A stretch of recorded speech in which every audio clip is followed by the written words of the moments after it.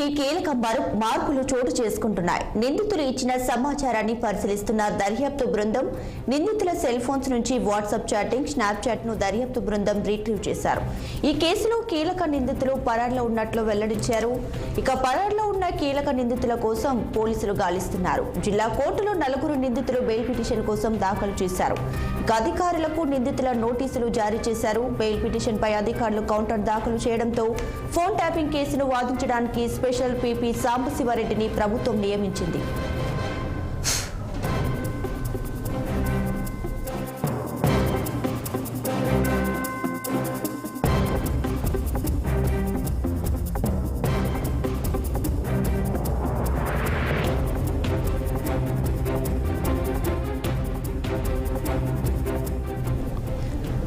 Phone tapping వ్యవహారంలో రోజుకు మలుపు చోటు చేసుకుంటుంది. అలాగే ఈ కేసులో పోలీసులు కూడా దర్యాప్తు ముమ్మరం చేశారు. ఇక దీనికి సంబంధించి పూర్తి డీటెయిల్స్ మా క్రైమ్ రిపోర్టర్ నిర్మల అందిస్తారు. లైవ్ లో నిర్మల. దీపిక, ఈ ఫోన్ ట్యాపింగ్ వ్యవహారానికి మనం చూసుకున్నట్లయితే ఇప్పుడు మాత్రము 4 నిందితులు కూడా జిల్లా కోర్టులో మాత్రం పిటిషన్ వేయడం, దాఖలు చేయడం కూడా జరిగింది. కానీ దానికి కౌంటర్గా కూడా అధికారులు కూడా బంజారాహిల్స్ పోలీసులు కూడా మళ్ళీ కౌంటర్ పిటిషన్ కూడా దాఖలు చేయబోతున్నారు. అదేవిధంగా నిందితుల ఫోన్లను మాత్రం స్వాధీనం చేసుకొని అందులో వాట్సాప్ చాట్ను కానీ స్నాప్ చాట్ను కూడా వీళ్ళు మాత్రం రీట్రైవ్ కూడా చేస్తున్నట్టుగా తెలుస్తుంది. అదేవిధంగా దీనివల్ల కూడా ఇంకేమీ బయటకైతే ఇంకా రాలేదు, వాళ్ళు రీట్రైవ్ చేస్తూనే ఉన్నారు. కానీ ఈ నిందితులు దీంట్లో ముఖ్య కీలక నిందితులు మాత్రము వాళ్ళు ఇంకా పరారీలోనే ఉన్నట్టు తెలిసింది. ఈ పరారీలో ఉన్న నేపథ్యంలో మాత్రం స్పెషల్ టీంను అరేంజ్ చేసి కూడా స్పెషల్ టీం ద్వారా దర్యాప్తు చేపడుతున్నారు, గాలింపు చర్యలు కూడా చేపడుతున్నారు పోలీసులు అయితే అని చెప్పుకోవచ్చు.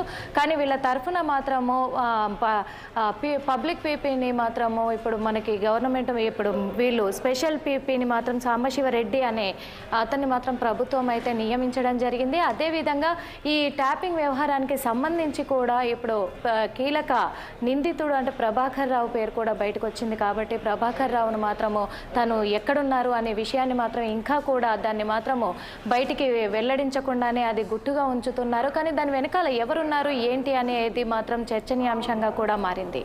కానీ ఈ ఫోన్ ట్యాపింగ్ వ్యవహారంలో రీసెంట్గా సినిమా నిర్మాత అయిన ఏర్నేని నవీన్ తన పేరు మీద కూడా కేసు నమోదు చేయడం జరిగింది. తనను విచారిస్తున్నట్టుగా కూడా తెలుస్తుంది. కానీ ఇంతవరకు తన నుంచి ఏ ఆధారాలు కూడా బయటికైతే వెల్లడించడం జరగలేదు. కానీ ఈ రోజు రేపో కూడా ఆ విషయాలపైన కూడా పూర్తి వివరాలను కూడా బయటికి వెల్లడిస్తామని కూడా బంజారాహిల్స్ పోలీసులు అయితే చెప్పడం జరిగింది. కానీ ఈ నిందితుల విషయానికి వస్తే మరి ఈ వాట్సాప్ చాట్లో కానీ స్నాప్ చాట్లో కానీ ఎలాంటి విషయాలు బయటకు వస్తాయి, ఎంతమంది నిందితులు బయటకు వస్తారు, దీని వెనకాల ఎవరున్నారు అనే విషయాలు కూడా బయటికి వెల్లడించే అవకాశాలు ఉన్నాయి. ఈ హార్డ్ డిస్క్ల విషయానికి వస్తే హార్డ్ డిస్క్లను కానీ సిస్టమ్స్ని కానీ మొత్తం ధ్వంసం చేసి కూడా ఆ వీటిని బూడిద మాత్రమే మిగిల్చినా కానీ ఆ బూడిదను కూడా స్వాధీనం చేసుకున్న పోలీసులు అయితే దాన్ని కూడా మొత్తానికి కూడా రిట్రైవ్ చేసే ఇదిలోనే ఉన్నారు. కానీ అది ఇంతవరకు అసలు దాంట్లో ఏమున్నాయి అనేది మాత్రం బయటికైతే వెల్లడించలేదు. కానీ రాధాకిషన్ రావు ఒప్పుకున్న ప్రకారమే మాత్రం తను ట్రాప్ చేసిన మొత్తం కూడా హవాలా చేసిన డబ్బునంతా రవాణా చేసిన డబ్బును కూడా ఎక్కడెక్కడి నుంచి ఎంతవరకు ఏ ఎలక్షన్లలో ఎంతవరకు మేము రవాణా చేశామనే ఆధారాలతో వీళ్ళు పోలీసు బృందం అయితే ముందుకెళ్తుంది. దానిలోనే దర్యాప్తు చేపడుతూ కూడా దాంట్లో ఉన్న ఎవరెవరు ఉన్నారు, కీలక నిందితులు ఎవరెవరు ఉన్నారనేది ఆ సమాచారం మేరకే వీళ్ళు గాలింపు చర్యలు కూడా చేపట్టారని చెప్పొచ్చు. Deepika. Right Nirmala, thanks for the updates.